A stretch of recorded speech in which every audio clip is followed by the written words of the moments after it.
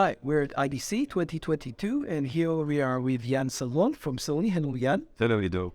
And we're actually been very lucky to have the new FX30 here. And this is a sneak peek just before the actual announcement of the camera. So we have a few questions basically of this new model. Who is the target audience for this camera? This FX30 is a very interesting animal. We're very proud of it because core target group is aspiring content creators, aspiring filmmakers. We really want to approach this market to take off all the hurdles that this generation of creators that want to become filmmakers are. What are we talking about? Battery life, for example. We're talking about autofocus performance. That's something that comes back very often with the offer they have today on the market, on the more, I would say, entry filmmaking products. And in the same time, keeping super high quality of the image and having also an optimized workflow.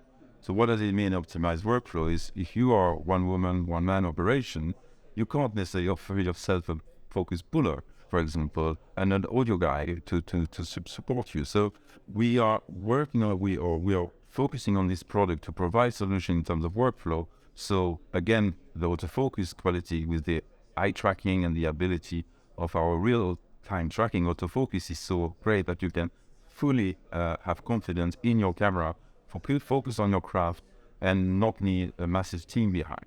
So that's a little bit the philosophy of the product. But on the other side as well, this is a cinema line product. So it's part of the FX family that started from the FX3. So now it's the entry part of the family. And FR7 that we recently added, the PTZ camera, is also part of this family because of the look of the output of the image, up to the Venice. So what is very important to understand that is that this FX3 basically inherits all the functionalities, not only of the FX3, but also of the bigger, broader models as well.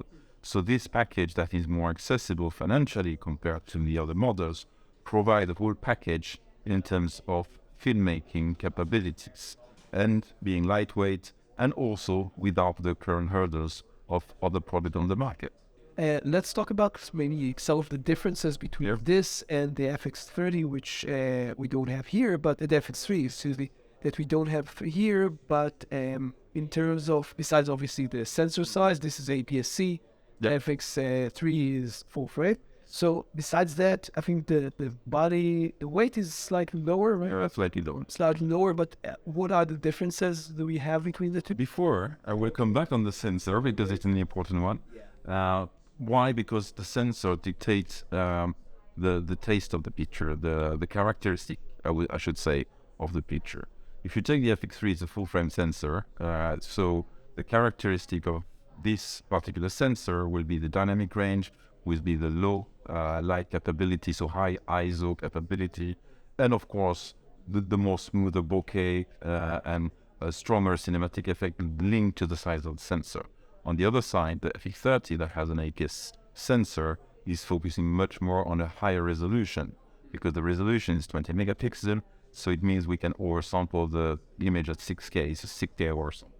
Also, the camera will focus much more on being high resolution compared to, so I'm not saying that resolution for the FX3 is bad, but what I mean is because of the nature of the sensor, the output will be slightly different. So the taste of the image will be slightly different in terms of resolution versus low ISO or low light performance, sorry. So that's one aspect. The other aspect we have on the FX30 that is quite interesting is I was talking about inheriting from the bigger brother. So the FX30 will have some features that the FX3 doesn't have because we always try to think openly and put the maximum possibilities in the product. And the FX3 has the Cine AI function, a new function that is called Cine AI Quick. So in short, it means that is a dual base ISO. So it works like a real cinema camera, like the Venice, have a similar situation, while the base ISO will be 800 and 2500, but you will be able to work this product, and I was mentioning about young creator of aspiring filmmaker, will have in this camera the top professional features of the Venice inside the bottom, and that's something the FX3 doesn't.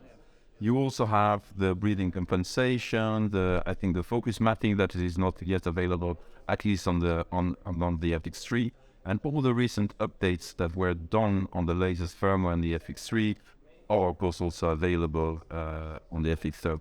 Talking about the sensor, is this a brand new sensor for in the Sony lineup, basically?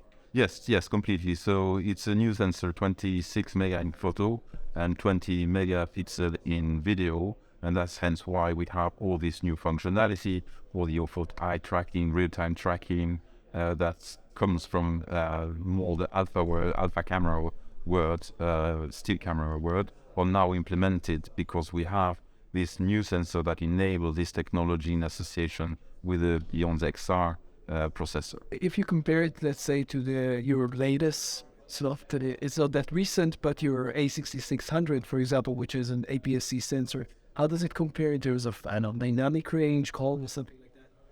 It's very difficult because the 6000 is so... the technology has changed a lot, and I was mentioning about things like the ability of functionality like autofocus, real-time tracking, and so all that is possible thanks to the new technology on the new sensor technology.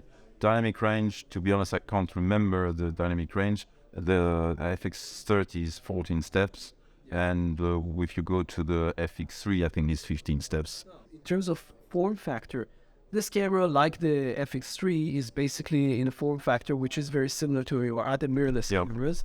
And if you're looking at the other FX series cameras, like the FX6, FX9, obviously the Venice, they're all video cameras. I don't know how you categorize it, but basically they have a different form factor.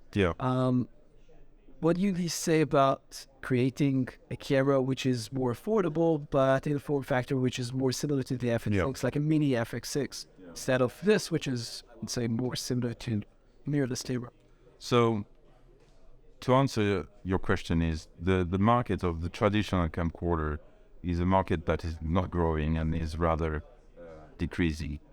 And the reason why is probably because all this new trend of form factor you were just mentioning is taking over, especially on the I would say on the content creator side. We were talking about this camera functionality, the access of the record, things like tally light, all these kind of details you have on the operability is the current trend in terms of product. I think we were pretty right with the FX3. It's made it very, very successful. So the trend is definitely more in here. And to answer another side of the question, I think also the traditional camcorder form factor is very much linked to the fact it's an all-in-one product where the lens, is not removable, the fact is not removable, the zooming function are integrated, the focus is perfectly calibrated for the video taking, for the lens and so on. And if you start to say, okay, let's take off the lens and put the interchangeable lens, you completely change the concept of what is a camcorder, and you would lose the benefit of what is a camcorder. So basically creating a mini FX6 is difficult. It's difficult and would be very expensive probably, and would it add a lot compared to this, and where would it stand in the lineup? So I would say probably not a market really interesting today anymore. Thank you very much, Yann. Thank you so much.